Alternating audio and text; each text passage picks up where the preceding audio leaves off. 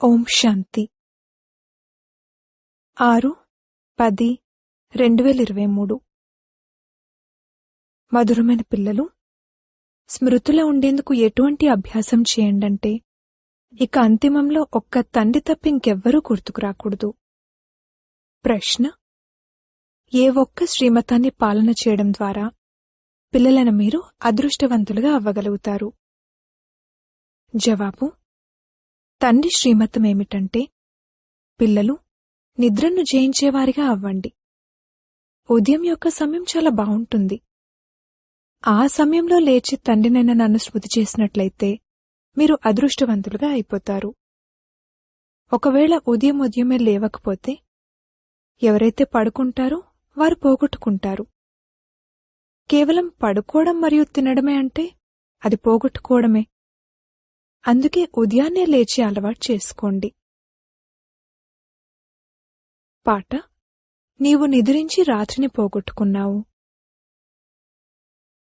ఓం శాంతి. ఈ కథ పిల్లల గురించే ఉంది. తండ్రి అంటారు, పిల్లలు తినడం మరియు పడుకోవడం ఇదే మీ జీవితం కాదు. పిల్లలను మీకు ఈ అవినాశీ జ్ఞానరత్నాల దానం లభిస్తుంది అన్నప్పుడు, మీ జోల నిండుతుంది అన్నప్పుడు ఇక పడుకోవడం మరియు తినడం అంటే అది పోగొట్టుకోవడమే. ఉదయాన్నే లేవడానికి ఎంతో మహిమ ఉంది. అది భక్తి మార్గంలోనైనా లేక జ్ఞాన మార్గంలోనైనా. ఎందుకంటే ఉదయం యొక్క సమయంలో చాలా శాంతి ఉంటుంది. ఆత్మలందరూ తమ స్వధర్మంలో ఉంటారు. అశరీరిగా అయి విశ్రాంతిని పొందుతారు. ఆ సమయంలో స్మృతి ఎంతగానో ఉంటుంది. పగలు అయితే మాయ యొక్క గందరగోళం ఉంటుంది. ఈ సమయం ఒక్కటే మంచిది.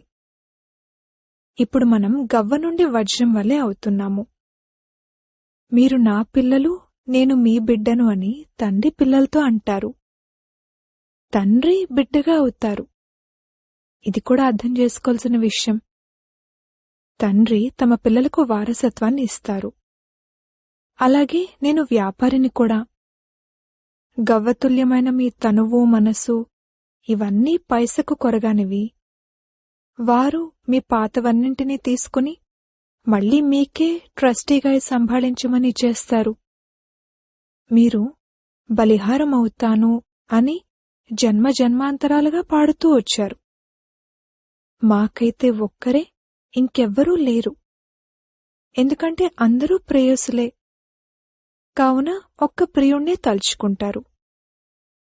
దేహసహితంగా సర్వసంబంధాలను మర్చిపోతూ ఒక్కరి స్మృతి ఎంతగా ఉండాలంటే ఇక అంతిమంలో ఈ శరీరం గాని లేక ఇంకెవరైనా గాని గుర్తుకు రాకూడదు. అంతటి అభ్యాసం చేయాలి.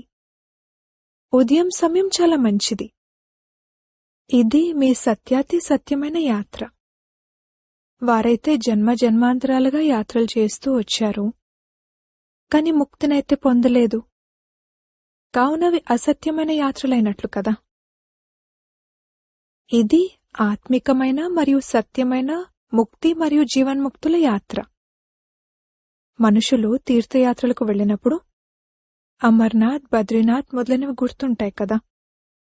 విశేషంగా 4 ధామాల గురించి చెప్తారు. మీరు ఎన్ని ధామాలకు వెళ్లి ఉంటారు, ఎంత భక్తి చేసి ఉంటారు. అర్ధకల్పం భక్తి చేస్తూ వచ్చారు. ఇప్పుడు ఈ విషయాల గురించి ఎవరికీ తెలీదు. తండ్రి వచ్చి విముక్తులుగా చేసి మళ్లీ మార్గదర్శకునిగా అయి తమతో పాటు తీసుకువెళ్తారు. ఎంత అద్భుతమైన మార్గదర్శకుడు! పిల్లలను ముక్తి జీవన్ముక్తి ధామాలకు తీసుకువెళ్తారు. ఇటువంటి మార్గదర్శకుడు ఇంకెవ్వరూ ఉండరు. సన్యాసులు కేవలం ముక్తిధామమనే అంటారు. జీవన్ముక్తి అనే మాట వారి నోటి నుండి రాదు. దానిని వారు కాకిరెట్టతో సమానమైన అల్పకాలిక సుఖంగా భావిస్తారు.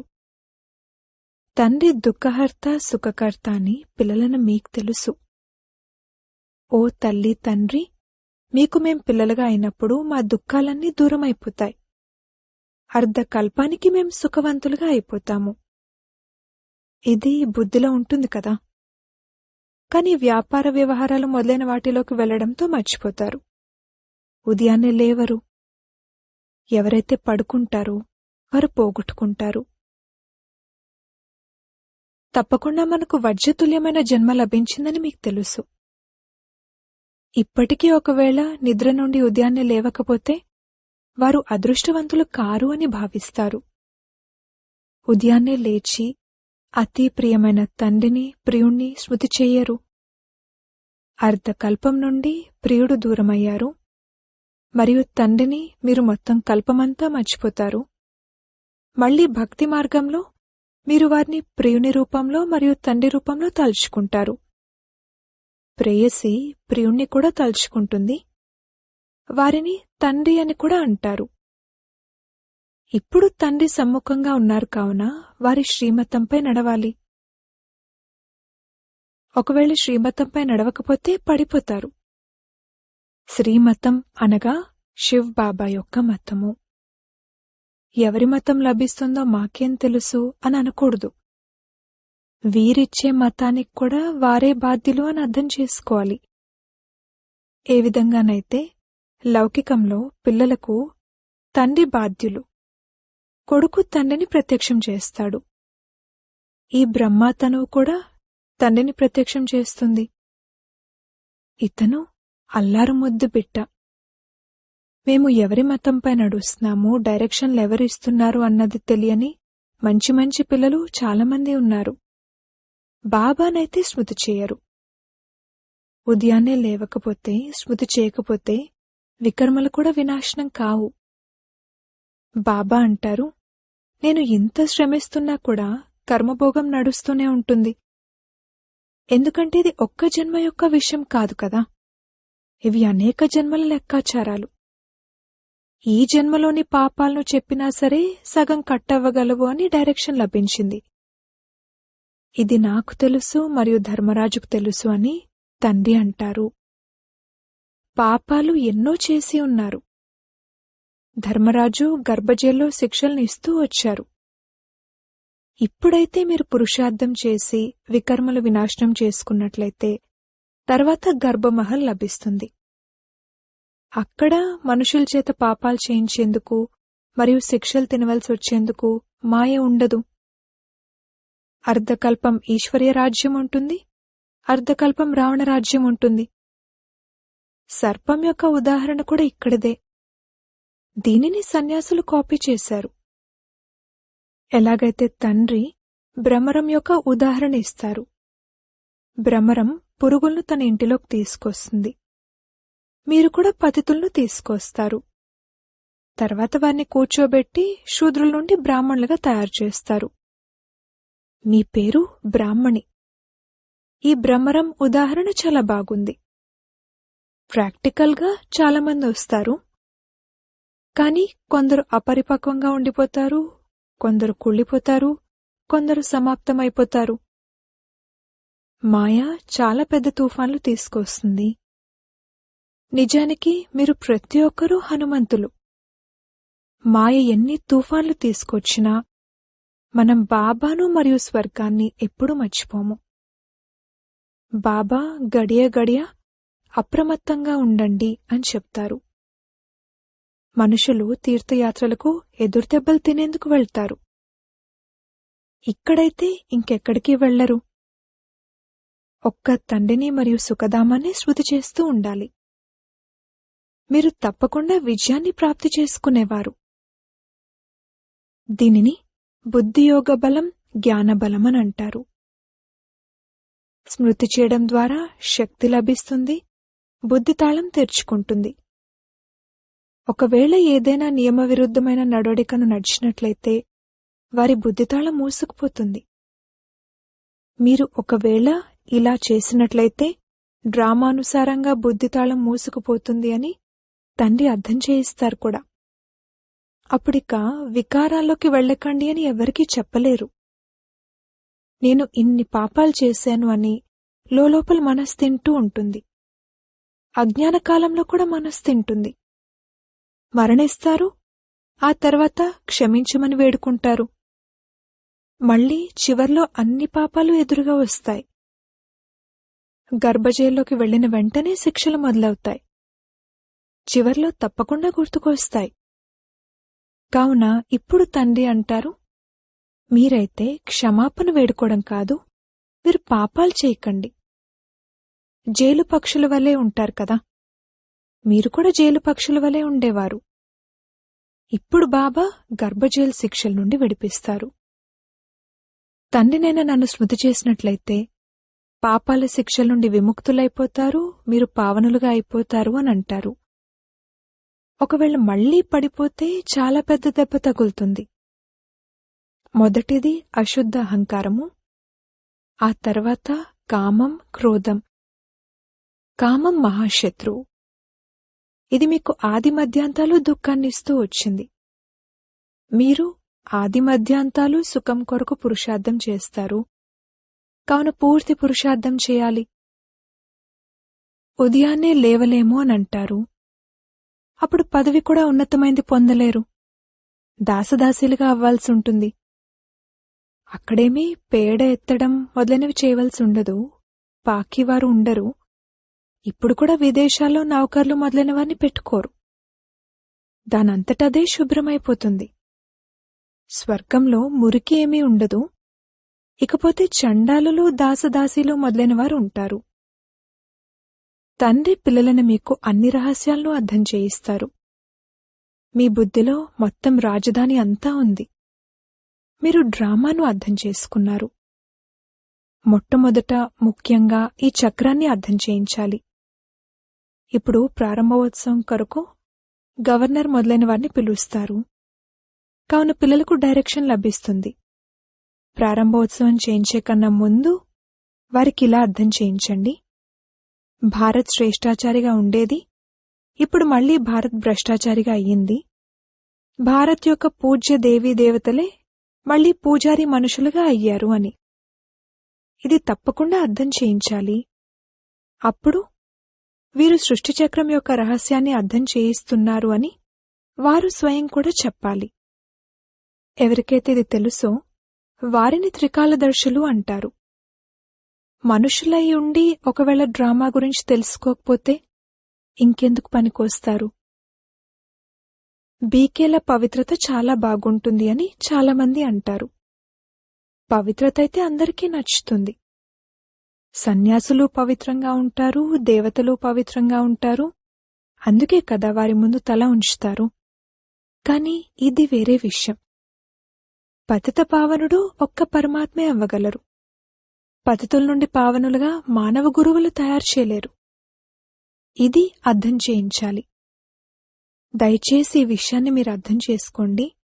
అప్పుడు మీ పదవి చాలా ఉన్నతంగా అవుతుంది. భారత్ పూజ్యం నుండి పూజారిగా ఎలా అయింది? భారతవాసి దేవీదేవతలు 84 జన్మలు ఎలా తీసుకుంటారు? దీన్ని అర్థం చేయించండి. ఈ విషయాలను తప్పకుండా అర్థం చేయించాలి. క్రైస్తుకు 3000 సంవత్సరాల క్రితం భారతవాసులు దేవీదేవతలుగానే ఉండేవారు. దానిని సుఖధామం స్వర్గమని అంటారు. ఆ స్వర్గం ఇప్పుడు నరకంగా అయింది. ఈ విషయాలు మీరు కూర్చుని అర్థం చేయించినట్లయితే మీ మహిమ ఎంతో గొప్పగా జరుగుతుంది. వార్తాపత్రికల వారికి కూడా పార్టీనివ్వాలి. ఇక ఆ తర్వాత వారు నిప్పంటిస్తారా, నీరు పోస్తారా, అది వారిపై ఆధారపడి ఉంది. యుద్ధమైతే జరగాల్సిందేనని పిల్లలని మీకు తెలుసు. భారత్లో రక్తపు నదులు ప్రవహిస్తాయి. ఎప్పుడూ ఇక్కడ్నుండే రక్తపు నదులు ప్రవహిస్తూ వచ్చాయి. ఇప్పుడు పార్టీషన్ జరిగినప్పుడు ఎంతమంది మనుషులు చెల్లాచెదరైపోయారు. పూర్తిగా వేరువేరు రాజధానులైపోయాయి. ఇది కూడా డ్రామాలో నిశ్చితమై ఉంది. పరస్పరంలో కొట్లాడుకుంటారు, ఘర్షణ సృష్టిస్తారు. ఇంతకు ముందేమైనా హిందుస్థాన్, పాకిస్తాన్ వేరుగా ఉండేవా? భారత్లోనే రక్తపు నదులు ప్రవహించనున్నాయి. ఆ తర్వాత నేతి నదులు ప్రవహిస్తాయి. దాని పరిణామం ఎలా ఉంటుంది? కొద్దిమంది మిగిలిపోతారు. పాండవులైన మీరు గుప్త వేషంలో ఉన్నారు. కావున గవర్నర్కు మొదటి పరిచయాన్ని ఇవ్వాలి. ఎవరి వద్దకైతే వెళ్లేదుంటుందో ముందు వారి మహిమను చేయడం జరుగుతుంది. కాని వారి గురించి ఏం రాయబడి ఉందో ఆ రహస్యం మీకు మాత్రమే తెలుసు. వారేమైనా ఇది ఎండమావుల వంటి రాజ్యమని భావిస్తారా? డ్రామానుసారంగా వారు కూడా వారి ప్లాన్లు తయారు చేసుకుంటూ ఉంటారు. మహాభారతంలో ప్రళయం జరిగినట్లుగా చూపిస్తారు. ఇప్పుడు మహాప్రళయమైతే జరగదు. పిల్లలను మీలో సృష్టిచక్ర జ్ఞానం నిత్యం ప్రతిధ్వనిస్తూ ఉండాలి. మొదటగా వీళ్లకు శిక్షనిచ్చేదెవరు అని వారు అర్థం చేసుకోవాలి. అప్పుడు తప్పకుండా మేం కూడా శివుని పిల్లలమే కదా అని అర్థం చేసుకుంటారు. ప్రజాపిత బ్రహ్మకు కూడా పిల్లలే. ఇది వంశవృక్షం. ప్రజాపిత బ్రహ్మ గ్రేట్ గ్రేట్ గ్రాండ్ ఫాదర్. మనుష్య సృష్టికి పెద్ద అయితే బ్రహ్మయే కదా. శివుణ్ణి అలా అనరు. వారిని కేవలం తండ్రి అంటారు. గ్రేట్ గ్రేట్ గ్రాండ్ ఫాదర్ అన్న టైటిల్ ప్రజాపిత బ్రహ్మది. తప్పకుండా గ్రాండ్ మదర్, గ్రాండ్ చిల్డ్రన్ కూడా ఉంటారు. పిల్లలను మీరు ఈ విషయాలన్నింటినీ అర్థం చేయించాలి. శివుడు ఆత్మలందరికీ తండ్రి. బ్రహ్మ ద్వారా సృష్టిని రచిస్తారు. మనవి ఎన్ని వంశావళులు వెలువడతాయి అనేది మీకు తెలుసు. గవర్నర్కు ఇలా అర్థం చేయించాలి. ఇటువంటి ఎగ్జిబిషన్లైతే మూల మూలలోనూ పెట్టాలి. మీరు ఏర్పాట్లు చేయించి ఇవ్వండి. మాకైతే చూడండి, 3 అడుగుల భూమి కూడా లభించదు. కాని మేము తర్వాత విశ్వాధిపతులుగా అయిపోతాము. మీరు ఏర్పాట్లు చేయించిచ్చినట్లయితే మేం భారత్ను స్వర్గంగా తయారుచేసే సేవను చేస్తాము. వారు మీకు కొద్దిగా సహాయం చేసినా కాని అందరూ వారిని గవర్నర్ కూడా బ్రహ్మకుమార్ అయిపోయారు అని అనడం మొదలుపెడతారు. అచ్చా, మధురాతి మధురమైన సిక్కిలదే పిల్లలకు మాతా పిత బాప్దాదాల ప్రియస్మృతులు మరియు గుడ్ మార్నింగ్. ఆత్మిక పిల్లలకు ఆత్మిక తండ్రి నమస్తే. ధారణ కొరకు ముఖ్య సారము.